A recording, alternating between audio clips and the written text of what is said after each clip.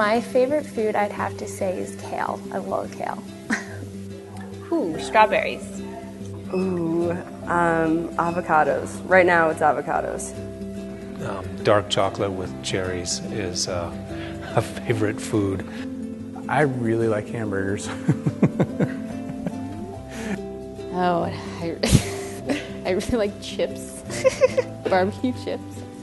The hamburger is a very diverse food. I don't think most people realize.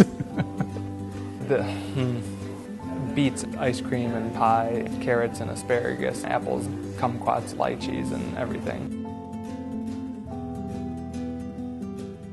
Okay, so my family does this really cool thing before we eat. Instead of saying grace, we do happy family, and we all sit in a circle around the table and hold hands, and we go happy family, happy family, happy family. And then we clap for every single person who's at the table, and dogs, and if people are away, like my sisters are always gone traveling or something like that, you go 1, 2, 3, 4, but you still count them in the table. Every summer we had tons of mozzarella and tomatoes and just a big group of people. I think that's probably how I grew up and how I spent my summers and why I'm so attached to local food.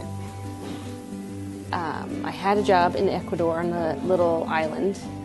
The neighbors that I lived next to had a little boy who really liked hanging out at our house, and he taught us how to salsa, and we taught him just little bits of English. So his parents invited my friend and I over to their house for dinner to say thanks for being nice to our kid. And I'm a vegetarian, have been for 15 years. And right as we were walking in, I thought, oh, I should have told them that before they made the dinner. So I opened the door, and it was a table covered in various meat dishes, all seafood because we were by the sea. And I remember a crab. She had taken all the meat out of the crab, mixed it with coconut and banana, cooked it, put it back in the crab, and served it that way. And it was the first time I really wanted to try meat because that sounded really cool, that crab dish that she made. But I really can't eat fleshy things. So my friend and I invented this really elaborate scheme to make it look like I was eating it. And then I'd pass it over to her, and she would trade me for the vegetable while they weren't looking. So we made it through the entire meal with doing this switcheroo thing. We have a word for it, actually, farmily. I've worked at 3 different farms, and all of them have had communal lunches or dinners or breakfasts as a really big part of what we do. I have a favorite memory around food. It's not exactly maybe a meal, but it's with my grandfather Denzel. I had to be maybe 6 years old. He was a farmer, goat rancher down in Southern California, and it was kind of the first moment that I realized what you can do with something in the ground. I was walking with him back in his orchard in his garden, and he pulls a radish out of the ground, wipes it off on his flannel shirt. His hands are covered in dirt and all this good stuff, and he just kind of hits me in the shoulder with it, and it's like, eat this, it's good for you. I remember just whoa, I idolized my grandfather, and it was kind of a neat moment. And of course I was going to say no, so I ate the spicy thing, and thinking the whole time as I'm trying to choke it down without my eyes watering so that I could, kind of be manly towards my grandfather. Just thinking cool, I can eat something out of the ground? This is dirty. My mom would never let me do this.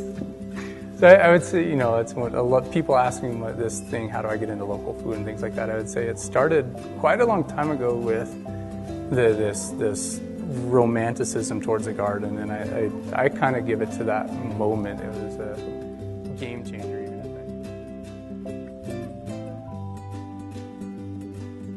Right now, it's definitely a trend. A lifestyle choice more than it's a pop culture event. I think it's a trend, but it's a trend that's also following a shift in the pendulum. That's people are recognizing that there's a major problem with our food in this country, and not only this country, around the world, but there's a problem with it. And I think more and more people are recognizing it and wanting to address it. I think it may have started as somewhat of a trend, but I think it's something that's going to keep moving because it's just the nature of humans. I think so, with fewer fundraisers.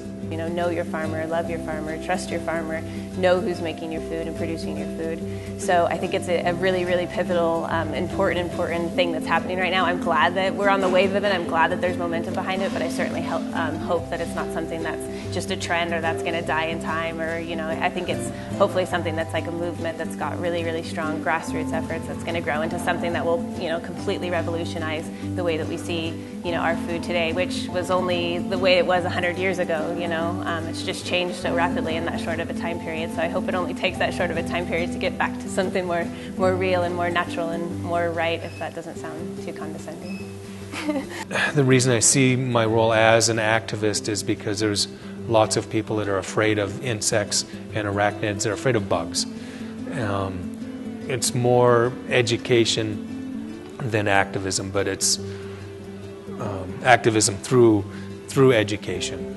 I think food creates community, it creates relationships, you know, it bonds you in a way that I don't really think people understand unless they try it and they get into it and they realize, you know, I grew this or my neighbor grew this, and a lot of love and energy and stuff that I can relate to has gone into this, and it's going to give back the same love and energy and, you know, the local vibe from the community that it was grown in. I think, you know, recognizing that this is our moment to do something truly special, especially in northern Nevada.